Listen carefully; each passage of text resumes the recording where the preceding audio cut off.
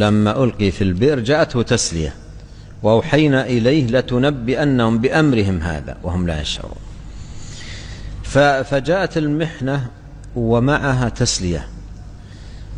هذه التسلية يحتاج إليها المصاب، هذه التسلية يحتاج إليها المصاب. وكل مصاب يبشر بالعاقبة الحميدة إن صبر، كل مصاب.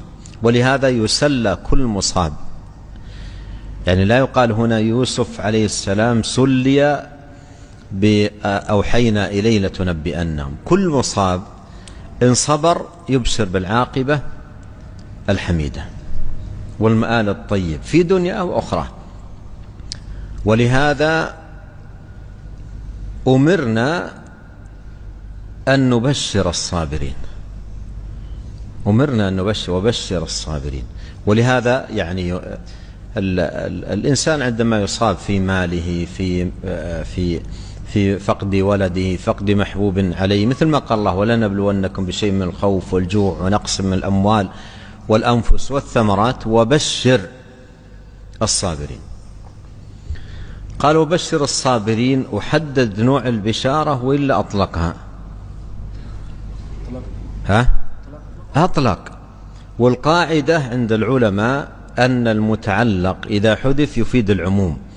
الآن قالوا بشر الصابرين، ما قال مثلا بالجنة، ما قال مثلا مثلا راحة في الدنيا أو نعيم في الدنيا أو ما حدد، قال بشر الصابرين، فيتناول البشارة بكل خير في الدنيا والآخرة. فكل صابر على شدته ومصابه له البشارة، وهذه تسلية له. ولهذا يعد قوله تعالى وبشر الصابرين تسلية لجميع من أصيب بمصيبة. وأحد العلماء له كتاب اسمه تسلية المصاب، أحد علماء الحنابلة مطبوع له كتاب تسلية المصاب، عمدته فيه وبشر الصابرين. هذه عمدة في الباب. ولهذا ينبغي أن تكون حاضرة عند المصيبة حتى يتحلى في الصبر فيفوز بماذا؟ بالبشارة. لكن سبحان الله لو أنه لم يتحلى بالصبر تكون خسارته من أين؟ من صوبين على عمارة الإماراتية الحلوة هذه، من جهتين. الجهة الأولى الشيء اللي خسره، والشيء الثاني فقد البشارة. لكن إن صبر فيه عوض،